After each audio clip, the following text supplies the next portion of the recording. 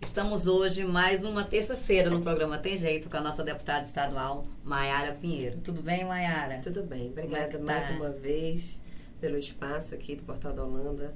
Já estive aqui algumas vezes, mas é a primeira vez que eu vou estar com uma mulher, né? E eu agradeço o espaço. Que bom tê-la aqui, eu fico muito lisonjeada. No seu primeiro mandato, né? Primeiro mandato, com muita força e fé, se Deus quiser, para poder contribuir aí para o Amazonas. Se Deus quiser, é a cara do novo, realmente, né? Porque hoje em dia, esse novo que não é novo, é que está meio confundindo as pessoas. Mas a Maiara veio realmente, eu tenho assistido você, Maiara, no plenário, muitas vezes, e vejo você muito firme nas suas colocações, de uma maneira muito ética também, que é muito importante isso, que se vê muito pouco no meio, né, da administração pública. E o fato de você estar conseguindo se colocar, porque já é uma dificuldade como mulher. Você sente essa dificuldade na Assembleia? Hoje, graças a Deus, a gente conta com o presidente lá na Assembleia, que dá todas as condições para que as mulheres se destaquem, para que cada deputado tenha seu espaço. Então, graças a Deus, hoje eu não sinto isso lá, não. Na verdade, eu acho que as mulheres até tomam conta bastante do espaço. Nós somos 4, mas a gente tem até 2 representantes na mesa, né? Sou eu e a Alessandra Campelo. A Alessandra Campelo é a primeira vice-presidente, eu a segunda. Então, hoje eu me sinto prestigiada de uma forma geral. Quero até aqui deixar isso registrado. E é médica também, né? E aí, muito importante, porque você está fazendo parte da Comissão da Saúde, né? E, ao mesmo tempo, tem a parte técnica já, né, na sua carreira, o que torna mais fácil, isso facilita, maior ou não? A complexidade acaba? Facilita porque a gente conhece um pouco mais da realidade, né? Eu, além de ser médica, sou médica dermatologista, né? Eu fiz dermatologia na Fundação Freire da Mata, gosto sempre de deixar registrado meu carinho, minha admiração por aquela instituição, e sou formada pela Newton News. E, além de ser médica, eu fui vice-prefeita do município de Coari, durante quase 2 anos, onde eu estive à frente da saúde. Claro que eu saí de um fundo municipal, que gerava ali em torno de 800 mil, cuidava de uma média complexidade, e agora eu caio num fundo estadual de 2,4 bilhões, uma estrutura muito mais complexa, e agora eu tenho um desafio ainda maior, que é cuidar da saúde, não só da capital, mas também do interior como um todo. Então, estou inserida agora nesse novo momento. Um desafio na sua carreira, né? E caiu logo no ano em que se está uma crise, a gente não tem como não falar, a crise do Estado, que está muito grande. Qual é a tua visão em termos da administração pública e dessa crise? O que ela se dá? É uma coisa de longo prazo ou você acha que está vinculado às mudanças governamentais? Essa crise na saúde, a gente sabe que ela já se arrasta há mais de 30 anos. Uma coisa que é fato e que é verídico é que nunca houve um governador que realmente priorizasse a saúde no interior do Estado. Eu já vi muitos candidatos na época de eleição fazendo a promessa de que vai fazer a polarização da saúde, fortalecer os municípios polos e, quem sabe, até os municípios de média complexidade, porque não são só os municípios polos que têm condições de ajudar nessa demanda reprimida, né? Existem outros municípios ao redor que também ofertam serviços de média complexidade que poderiam melhorar em muito essa demanda reprimida que vem toda hoje para Manaus. Mas, de fato, nunca nenhum governador priorizou essa polarização de saúde. Eu acho que esse seria o primeiro passo para começar a melhorar a saúde como um todo, porque hoje pessoas morrem e morrem muito todos os dias pela desassistência, né? Uma luta constante nossa e de todos os interioranos. Eu fico assim muito compadecida com todos os secretários municipais de saúde. É a questão da transferência do paciente, né? A UTI aérea hoje é um grave problema. Existem muitas pessoas que realmente perdem a condição, a possibilidade de serem tratadas num serviço de referência em Manaus, por exemplo, pela falta da UTI aérea. Então, isso é uma coisa muito grave, né? Você deixa de dar àquele paciente a possibilidade dele lutar pela vida. Então, eu acho que a gente precisa olhar para os problemas com muita responsabilidade e buscar as soluções. Entendi. E aí, a gente sabe o estado do Amazonas, acho que poucas pessoas sabem, somos o único estado que os pacientes morrem de vesícula. É uma doença que é um problema cirúrgico que de pequena e média complexidade, né? E que poderia ser solucionado. Eu tive a experiência de viajar por 61 municípios em 2 anos por um projeto em que a gente fez, era de cirurgias, E evitou-se muito que muitas pessoas do interior viessem para Manaus. Porque não é só vir para Manaus. É que eles não têm como se manter aqui. Claro, tem toda uma questão social, né? Tem a passagem, tem aonde esse paciente vai ficar. Exatamente. Toda a assistência que você vai dar para a família, para o acompanhante. Então, é um gasto muito grande.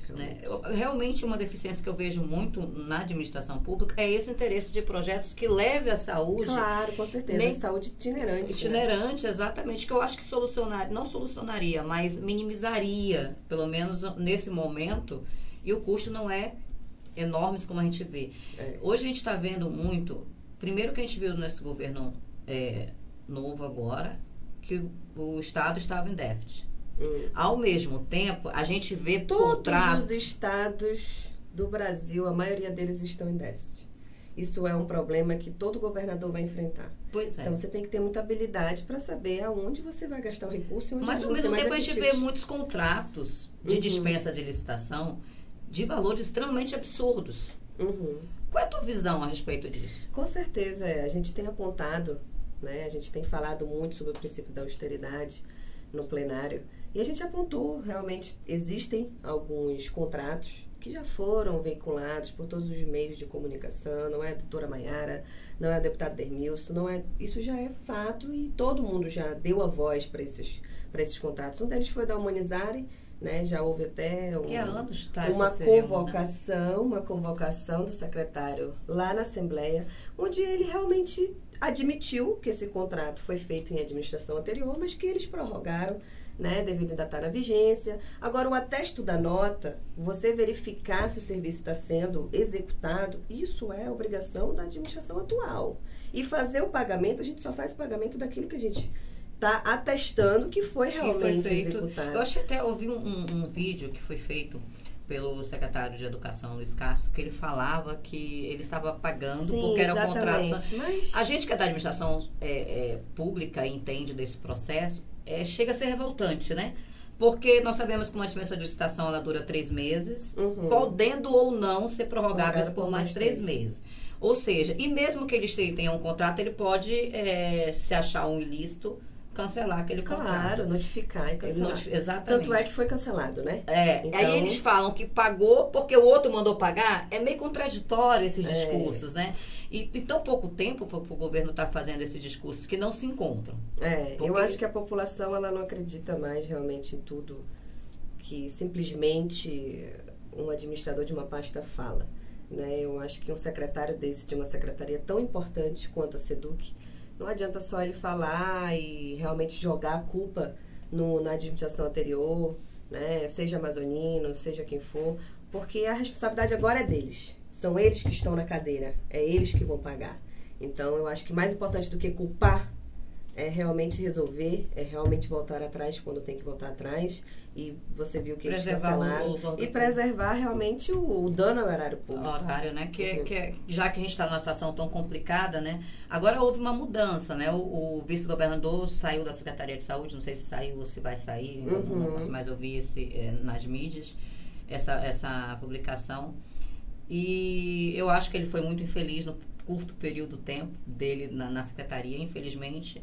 E o que a gente tem que entender é que a saúde, principalmente, a educação, ela, apesar de ser tão grave quanto, você não consegue contornar sem colocar em risco a vida das pessoas. A saúde ela não tem essa prerrogativa. Né? O problema da saúde é o time. Né? Eu não tenho nada contra o defensor Carlos Almeida, na verdade, eu admiro muito ele. Ele foi um lutador à frente da saúde enquanto defensor. Sempre que todos os deputados que estavam à frente da causa ou alguns profissionais de saúde o procuraram, ele sempre foi muito prestativo nesse sentido. Agora, gerenciar a saúde é realmente complicado. Desde a primeira conversa que eu tive com ele, eu disse que ele tinha um desafio muito grande. E a questão primordial é realmente o time, é o tempo. É você começar a fazer a revisão dos contratos e, em paralelo, fazer as ações emergenciais que têm que ser feitas. A gente não pode deixar realmente os hospitais sem os itens essenciais e vitais. A gente não pode deixar a população desassistida.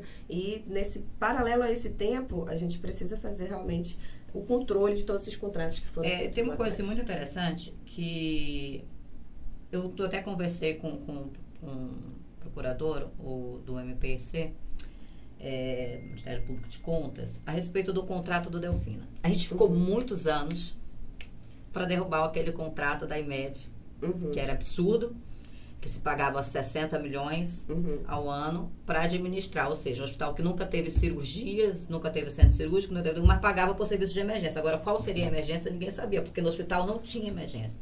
Eles pegavam o paciente e catalogavam e mandavam para outros hospitais. E isso a gente pagava 60 milhões ao ano. Isso a gente pode falar que nem um hospital Francisca Mendes, que é um hospital de alta complexidade cardíaco, recebe. Era revoltante. Mesmo assim, se demorou mais de 2 anos para que esse contrato fosse tirado. E, para surpresa, semana passada, foi publicado que no mesmo Delfina, uma organização social vai administrar por 170 milhões. Vocês já avaliaram esse contrato? Porque eu estive avaliando, ele tem muitos detalhes alarmantes. Isso. Não, a gente, na verdade, eu já solicitei, né, como presidente da comissão, uma cópia desse contrato, o edital de convocação, né, a publicidade de tudo isso. Entrei em contato até com a empresa, né, diretamente de São Paulo, e nem eles também ainda já tinham esse contrato em mãos para me fornecer, e o secretário ficou de me responder com esse contrato em mãos. Então, eu estou aguardando realmente tomar conhecimento de cada ponto, né, desse contrato. Ele vai até a Assembleia, porque ele já foi chamado, convidado, e ele marcou para o dia 8 de abril. Ele está realmente... O procurador? Não. O secretário de Saúde. O que vai assumir agora. Isso. E qual é a tua visão hoje do projeto? Vamos lá, você está na Comissão da Saúde na Assembleia, né? Que é um enorme desafio também, você fica ali sempre em evidência. Com certeza, mediando os conflitos, né? O que é importante dizer é que o papel da comissão não é executar, não é fazer saúde propriamente dita, mas eu me coloquei à disposição, né? Estou fazendo um estudo da real situação de saúde do Estado, é algo realmente muito complexo. Agora, existem alguns problemas primordiais, né? Primeiro é a descentralização do CISREG. Hoje o CISREG ele não funciona, né? Você vê que até mesmo para você marcar consultas, eu acho que deveria existir uma priorização dos pacientes do interior. Dessa forma muito centralizada, hoje tem pacientes que esperam 6 a 8 meses por uma consulta, por um procedimento. E isso atrasa até quando se trata de um problema maligno, de um câncer. Então, a gente precisa resolver isso para ontem. A outra situação emergente que a gente precisa realmente dar voz é essa questão do Março Lilás. O estado do Amazonas é o único que está atrasado no tocante de câncer de colo de útero.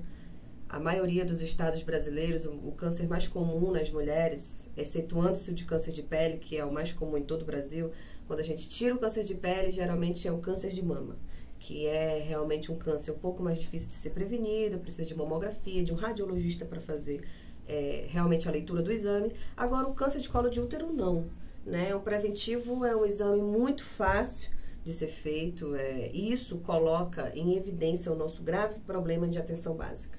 Hoje, a atenção básica a nível de Estado não funciona. Não funciona como deveria funcionar. Então, a prevenção precisa ser realmente fortalecida.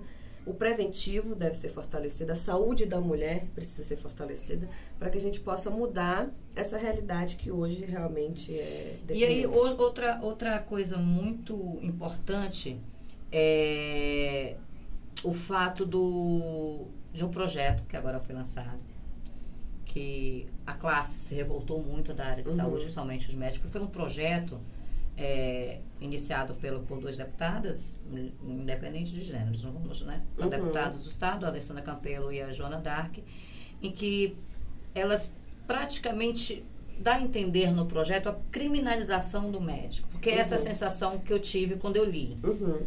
Tentando ser imparcial lendo. Eu achei, vamos dizer assim, absurdo o tal projeto.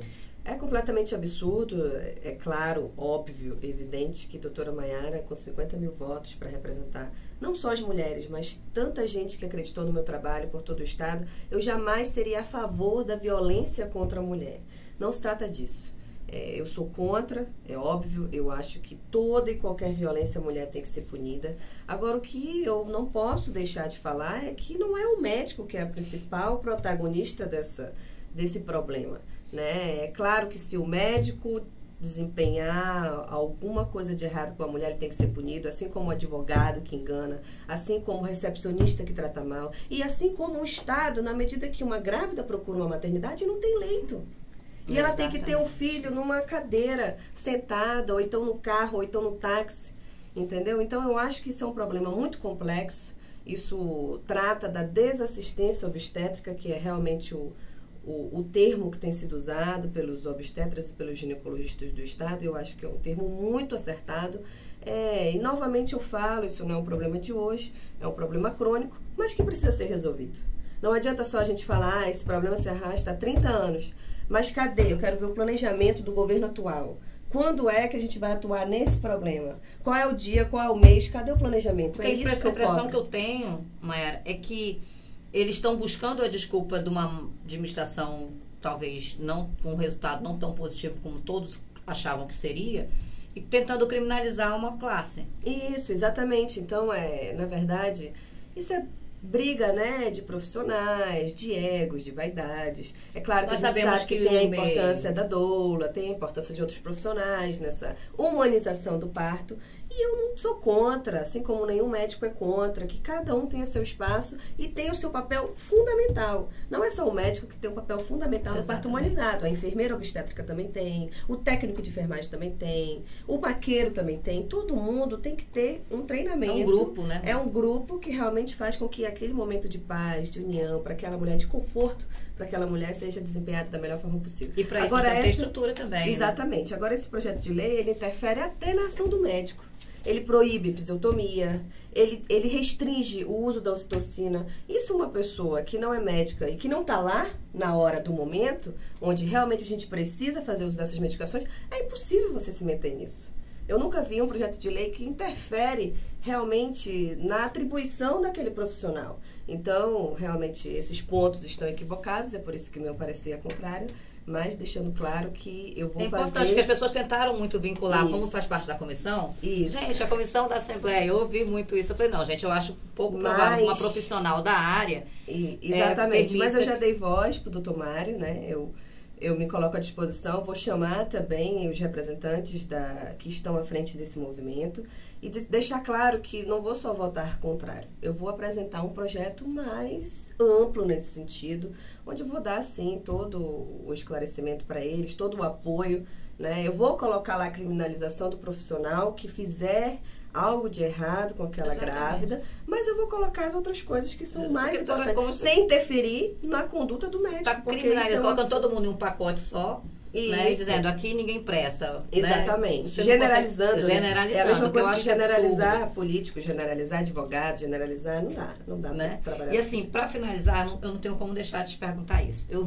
Houve uma declaração do Luiz Castro, meio que ofensiva, eu achei, da sua parte, a respeito da sua candidatura. Eu já respondi no plenário, inclusive, me defendi, onde eu coloquei bem claro que o TRE, por unanimidade, já realmente viu que a prestação de contas da minha campanha foi toda ok, né? Contei com um fundo partidário muito bom, porque eu sou mulher, então a partir dessa nova eleição de 2018, houve a cota para as candidatas mulheres. Então, obrigatoriamente, a minha coligação tinha que desembolsar 30% do fundo partidário para uma mulher. Então, eu já estava munida de pesquisas, eu sabia que eu estava bem, eu lutei para que parte desse recurso fosse para mim. Porque você já vinha do histórico de prefeitura, exatamente. né? Exatamente. Então, eu acho que foi muito trabalhoso. Foi uma campanha, graças a Deus, e as minhas lideranças. Você se sentiu meio ofendida com a... Me senti ofendida porque, assim... Desrespeitada, não é muito trabalhoso, sabe? Não é fácil sair de uma campanha a nível municipal e conseguir o seu espaço a nível estadual. E eu acho que é isso que irrita realmente as pessoas que são incompetentes. Esse colega, o ex-colega lá dos demais deputados estaduais, ele já foi muito, digamos assim, falso moralista, enquanto estava na Assembleia. Eu conversei isso, inclusive, com o Dermilson, com o Wilke, que a vida pública dele foi de criticar os que estavam à linha de frente. Mas quando você chega no Executivo, quando você olha realmente o que tem de recurso, quando você olha o poder, é que você mostra realmente quem você é. Na verdade, ele não mudou, ele está mostrando quem ele é.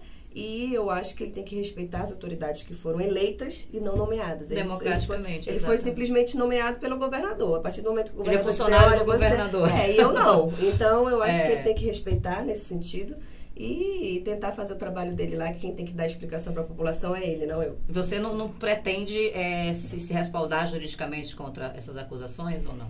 pensou Eu acho nisso? que não é o caso. Eu acho que eu e os deputados vamos ficar de olho na SEDUC, sim. Esse é meu papel, esse é o papel fiscalizador da Assembleia Legislativa, enquanto órgão, né? Então, e vocês eu não um vou projeto, eximar. né? Eu não vou eximar. Não vou me eximir realmente da minha Como responsabilidade. é esse projeto, Mayara? O meu projeto anticorrupção, ele tenta facilitar e inibir a corrupção a nível de Estado. É um projeto que já foi explanado em outros estados, 14 estados por todo o Brasil, onde um dos critérios dele é poder colocar um procedimento administrativo dentro do Estado, dentro do organograma do governador, né, onde ele vai colocar os órgãos fiscalizadores dentro do governo. Então, ele vai facilitar que o Tribunal de Contas tenha acesso a tudo, ele vai facilitar que o Ministério Público tenha acesso a tudo. Então, com isso, ele vai inibir toda e qualquer corrupção que ocorra a nível de secretarias, porque é muito difícil para um governador, diante de toda essa, controlar tudo. Né? Porque na Suzano já tinha, né? Eu não sei se está funcionando. Ele colocou, mas eu acho que tem que ter em todas as secretarias, inclusive na SEDUC. SEDUC, exato. Que se não me engano, ela está em primeiro em orçamento, foi da educação, e depois vem a saúde. A saúde, exatamente. Então lá tá meio complicado, né? Todo dia que eu olho os contratos, eu falei, gente, e já vamos ali, antes é porque estava começando, agora nós já vamos lá para abril, né? O problema, você acha que tem essa dificuldade dos órgãos fiscalizadores, Mayara? A demora, a morosidade, com acaba certeza, eu vejo por mim, eu solicito algo da Suzano, demora muito para chegar. Se for realmente atender a todos os requisitos, né, de onde esses requerimentos têm que passar, ele passa por muitos lugares até que ele seja respondido.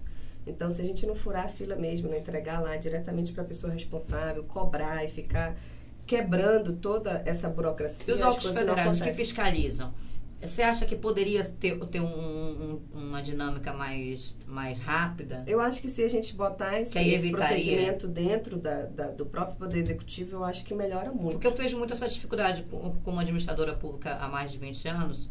De quando vinha à tona, o contrato já está um ano e pouco. Precisa informatizar, né? Melhorar muito, porque essa questão de papel voa, se perde. Você troca, manda o outro, se troca, exatamente. Eu digo isso porque quando eu fiz a denúncia numa gestão e foram pedir, inclusive uma das coisas que eu me revoltei, pediram para pessoas se justificar. Gente, você dá um prazo, você está aqui com o processo, você vai colocar documentos, trocar. Só que os documentos que eu tinha na época, isso foi muito latente, e eu tinha tirado cópia de todo o processo, era um. Quando eles entregaram na justificativa, já eram outros. Uhum. Eu falei, gente, nunca se conseguirá colocar as coisas pingo nos is, porque esse prazo que se dá e essa oportunidade de se burlar, se tornar o ilegal a legalidade, é muito complicado. E isso causa, as pessoas têm medo de denunciar, eu acredito muito isso, por medo disso. Porque além de se expor muito, é uma exposição muito grande, com certeza. Você ainda corre esses riscos, né? E aí você precisa ter uma força. Hoje você tem uma questão da comoção popular, mas é uma faca de dois gumes, né? Às vezes pode vir para o bem, como pode vir para o mal também, né?